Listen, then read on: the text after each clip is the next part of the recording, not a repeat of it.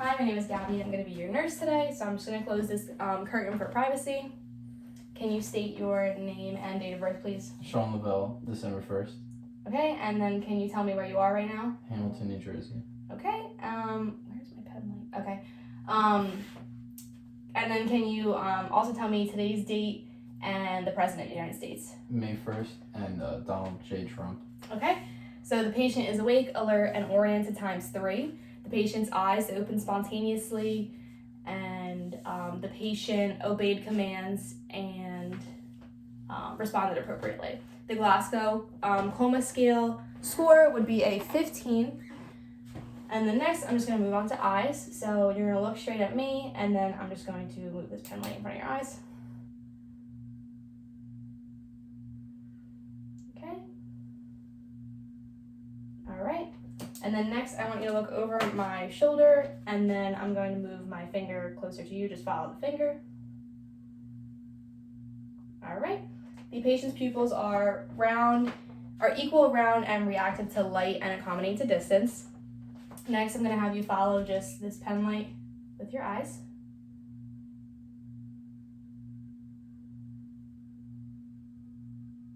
All right. The patient's extraocular muscles are intact. Next, we're going to move on to the mouth. So could I just have you open, please? And look down a little bit. The patient's mucous membranes and tongue are pink and moist, and there are no sores or lesions noted. Can I have you smile next? Patient's teeth are intact, and then could I just have you open your mouth and stick your tongue out and say ah? Ah. Okay. The patient's vagal nerve 10 is intact, and the uvula rises and falls symmetrically. Next, I'm going to move on to the lungs. So do you have a cough, or are you experiencing any shortness of breath? No. Okay, so the patient denies experiencing a cough or shortness of breath, so there are no signs of respiratory stress. Next, I am just going to, sorry, I don't have my watch on me. Just listen to your lungs.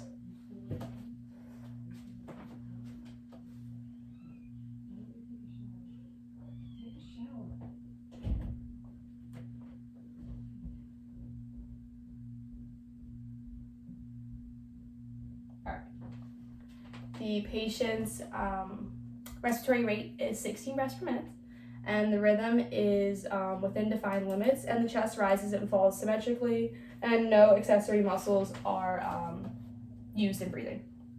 So next, I'm actually going to listen to your lung sounds, so I'm going to do 2 on the front, and then I'm going to do on the sides, and then on the back.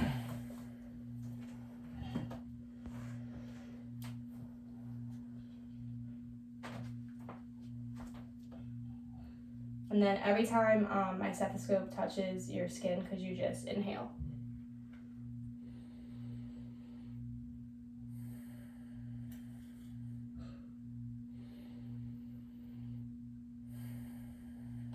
Okay.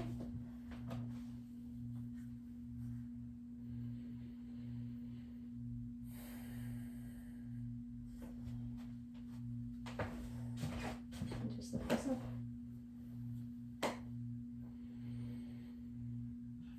And then could you just turn this way? Just a little bit more, sorry.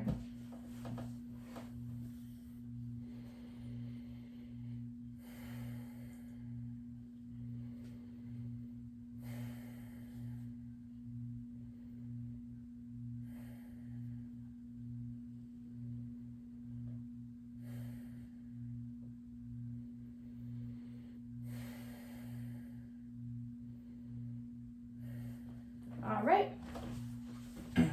So the patient's lungs are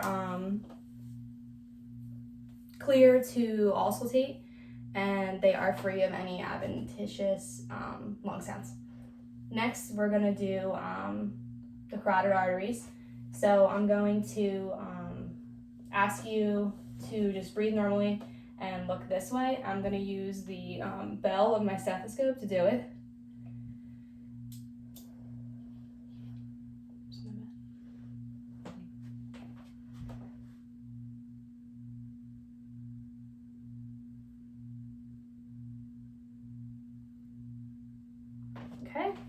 it again on the other side.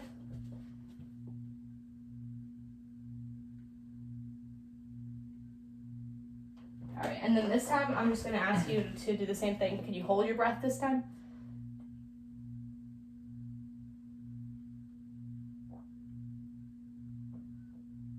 Okay.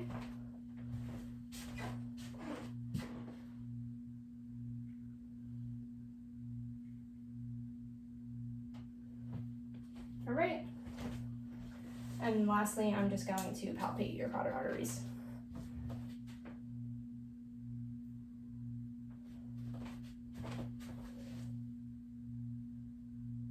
Okay, so the patient's carotid arteries are palpable and no bruits were heard. Next, I'm going to move on to the heart. So first, I'm going to start off with the radial pulse. So again, I'm just going to use this timer. And then I'm just going to assess the radial pulse.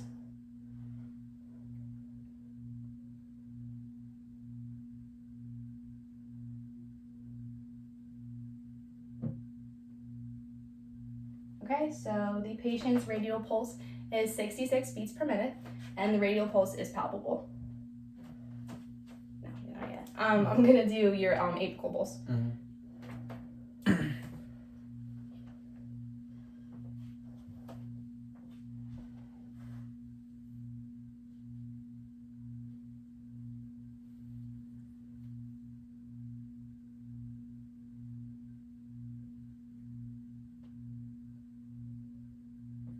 All right. The patient's apical pulse is also 66 beats per minute, and no extra heart sounds were heard. Now I'm just going to palpate your apical pulse.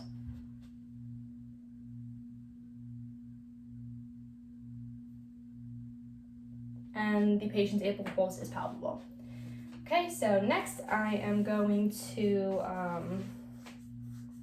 listen to your heart sounds. So I'm going to start off with, the aortic, the pulmonic, the tricuspid, and the mitral. First, I'm going to listen with my diaphragm, and then I'm going to listen with the bell.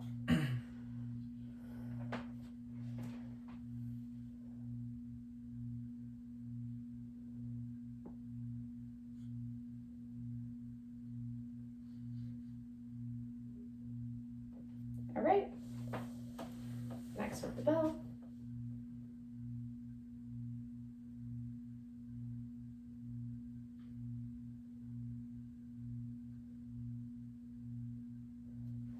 All right.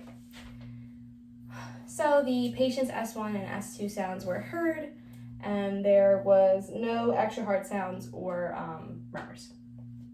So next, we're gonna move on to the abdomen. So if you could just lie back with your head this way and then your feet that way.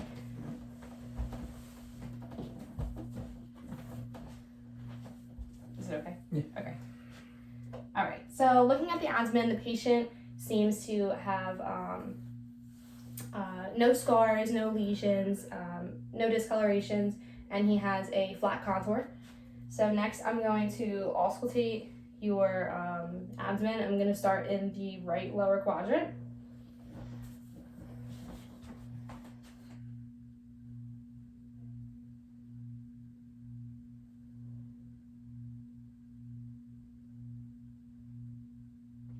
Okay. So bowel sounds are heard in all four quadrants, and now I'm just going to percuss.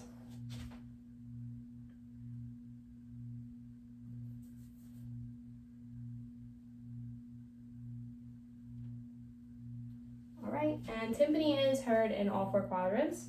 And now I'm going to palpate, first with the light palpation and then with the deep palpation. So are you having any pain in your stomach right now? No, I'm not. Okay. If I press down, just let me know if there's any pain.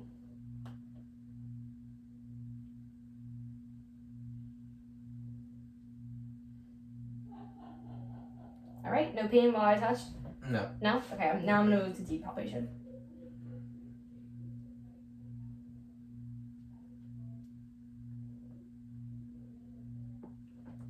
All right. The patient's abdomen is soft and non-tender. No lumps or masses were present. Or noted, sorry. Next, I'm gonna palpate your liver.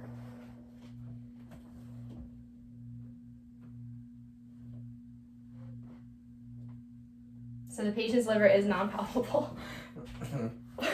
Patient's liver is non-palpable. And then that's all for the abdomen. So you can set up again. Okay. And now I'm going to move into peripheral. So I'm going to look at your arms first. So looking at the arms, the patient's skin is pink in color and appropriate for his ethnicity. The patient's skin is warm and dry. Can I just see your hand for a second? I'm just testing your capillary refill. The patient's capillary refill is less than 2 seconds. And now I'm also going to test the radial pulse and the brachial pulse again. So what this is doing is just making sure that they're bilateral.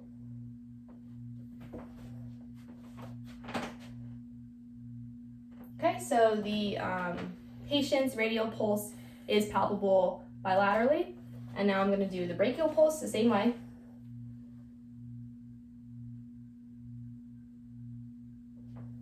All right. And the patient's brachial pulse is palpable bilaterally as well. So next I'm going to move on to the lower extremities. So looking at the patient's skin, he has no evidence of any scars, bumps, lesions, or wounds. The patient's skin is pink in color and appropriate for ethnicity, and the patient's skin is also warm and dry. Hair growth is present and in defined limits, and within defined limits. And do you think your legs look normal? Yes. Okay. So patient denies any edema in the lower extremities, as well as I am looking at no edema in the lower extremities. So next I'm going to do the capillary refill in your toe. Mm-hmm. Thank you. So the patient's capillary refill is also less than 2 seconds in the lower extremities. And then next I'm going to move on to palpating the dorsalis pedis pulse in both feet. So just uncross your feet. Okay.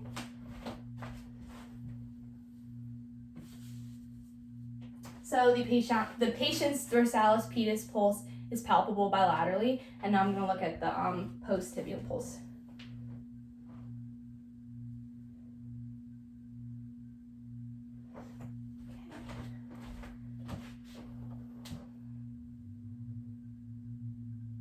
The patient's post-tibial pulse is also palpable bilaterally.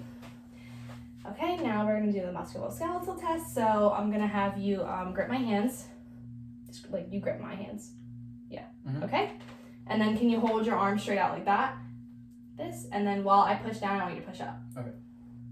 All right, good job. And then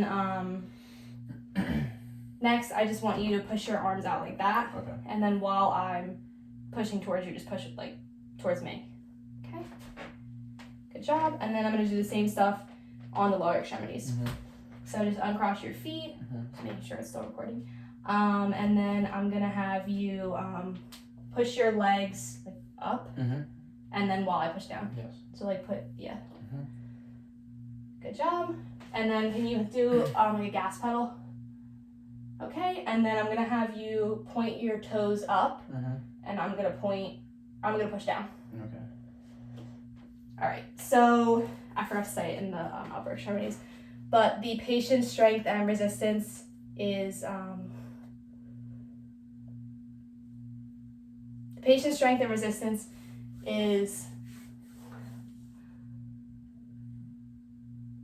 I just forgot it.